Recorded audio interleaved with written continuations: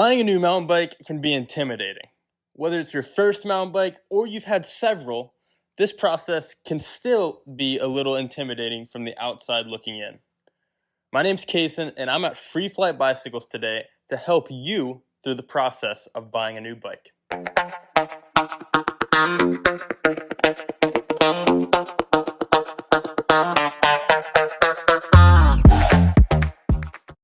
One of the biggest stress factors when buying a new bike is finding the right bike that is appropriate towards your budget. To figure this out, I recommend to look at the goals that you're going to have with this new bike. Whether it's racing on the weekends, or you just want to ride with your friends, or you just want to go out for some fitness, this is something that you should figure out first before you start looking at bikes. Okay, great. So you've nailed down the budget for a new bike. Just remember that the essentials that you need are not included. Those things are going to be your number one safety requirement is a helmet. If you're riding road, you're going to have a different style of helmet than, say, if you're riding mountain, where you're going to have a visor and a little bit different kind of coverage. But make sure you look for something that is MIP certified, and I recommend putting a lot of your budget into a quality helmet. All right, so now you need to think about shoes. If you're on a road bike, what kind of shoes are you going to be wearing? There are different options for clipless or clipping in, which is really confusing sometimes if you're not familiar with the process, but a clipless shoe will allow you to be a little bit more supported and connected to the bike. Mountain, you can clip in your mountain bike shoes, or go with a flat. And these types of shoes will give you some security but not get you locked into the pedal. So just something to think about. Having a good quality shoe when you're on the trail or on the road is very important. All right, the next thing you should consider is comfort on the saddle.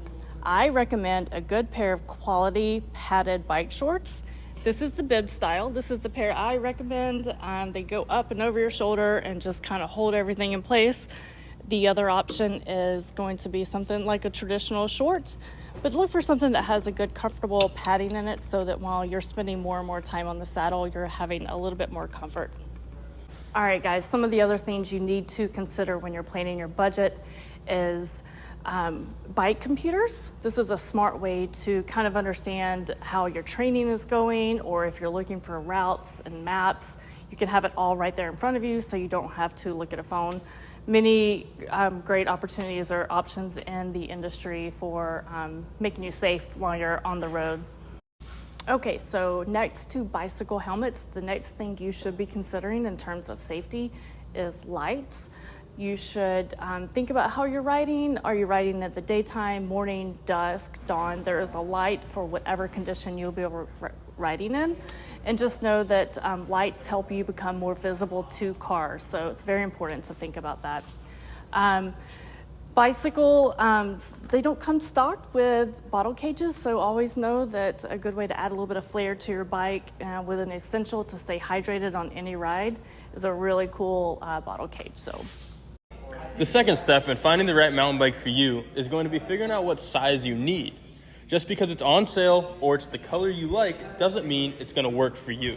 For example, I really like this Santa Cruz Bronson right here. Color is pretty sweet, and it's a pretty sweet bike, let's be honest. But it's a size extra large, which is about 2-3 sizes too big for me, so this one's not going to work. One of the first steps you need to take in sizing is looking at reach numbers or looking at the company's website that has a size chart that recommends the sizing for you.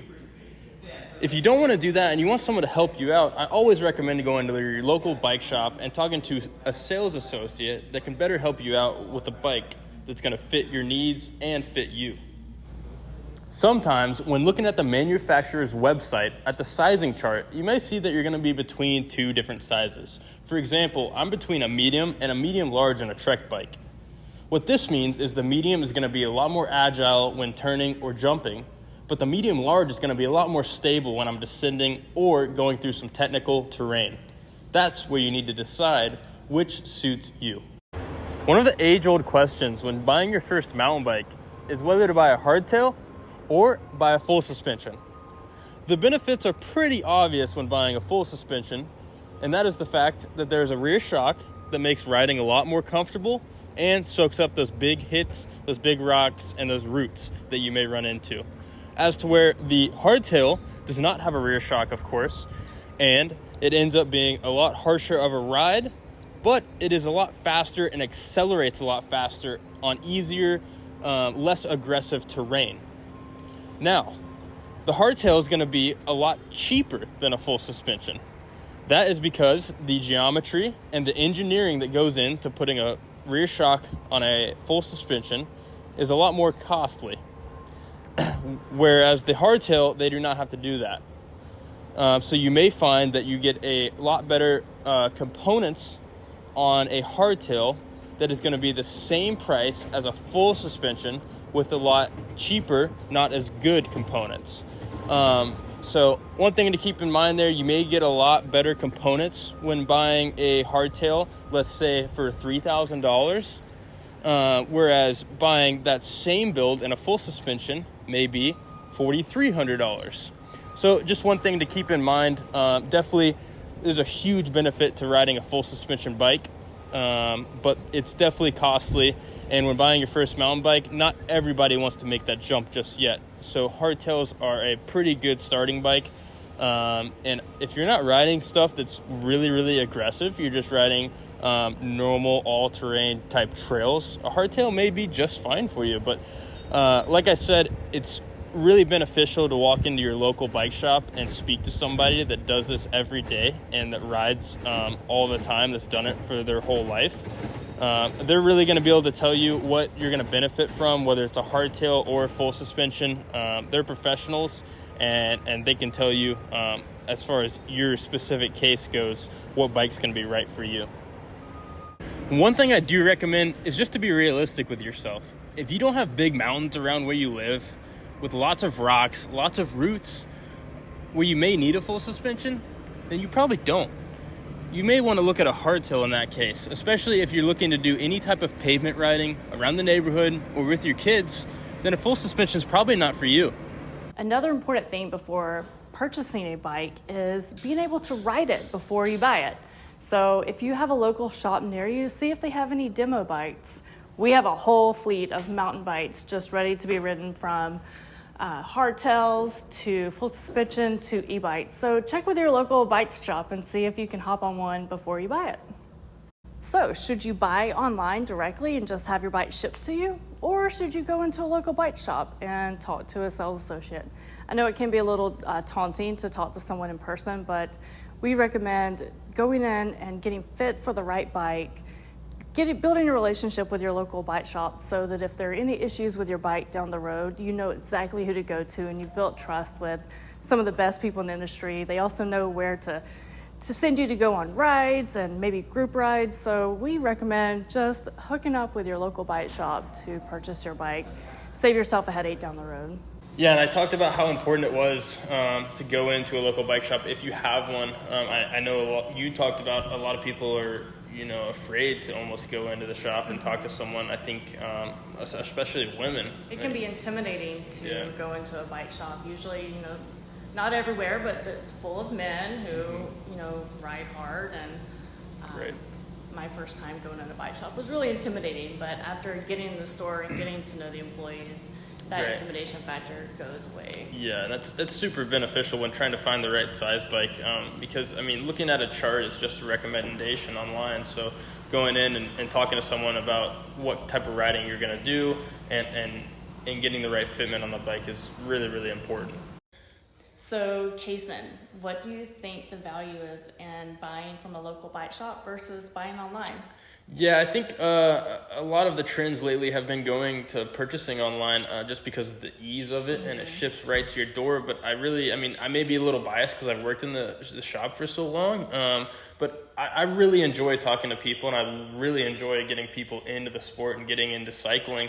And I think I can provide, and you can provide, and a lot of local bike shops provide those details and those things that just online cannot provide for you. Having a friendly face that can help you get fitted on the right bike. Right, getting fitted. And then who knows? You build a relationship with that person, then you're riding with them next weekend, and they're teaching you how to ride properly or the gear you need to ride with. Here at Free-Flite, we have group rides that go out 2-3 times a week with 30 different people, including new customers. So I think it's a really beneficial thing to walk into your local bike shop and get to know them. And, you know, even if you don't find the right bike there, at least they can point you in the right direction, and you can have someone that's very knowledgeable walk you through the process. Yeah. So I agree. And some of the more technical benefits is working with a local bike shop will help you if you have any maintenance issues, or Right. you have a warranty need, that having someone that will facilitate that with you instead of you having to do it on your own is a very high value. Right, yeah, we have such a good relationship with our bike manufacturers. So, all right, so the last thing we discussed that you brought up was demo bikes. One of the things we have here is almost 30 demo bikes, which is awesome. It's really good for our customers to be able to try those out. And we offer demo days, which is really cool. It's a free way to try that bike, that new 2023, 2024 that you've been looking at. That's a really good way to do it before you purchase that bike. So yeah, and when I have a customer coming in looking to spend some money on a bike that they're really interested in, the best way to get them to fall in love with the bike is get on it. Right. And whether that's a demo through the parking lot or letting them take it and go onto a local trail or a local path, really you get to feel the bike and understand what you want or what what else you need in a bike. So thanks for watching our video. Please like and subscribe for more future content from the Free-Flite crew. We appreciate you taking the time to learn a little bit about mountain biking with us today. And if you have any more questions, be sure to leave them down below and we'll get back to you. All right, you want to go ride? See ya.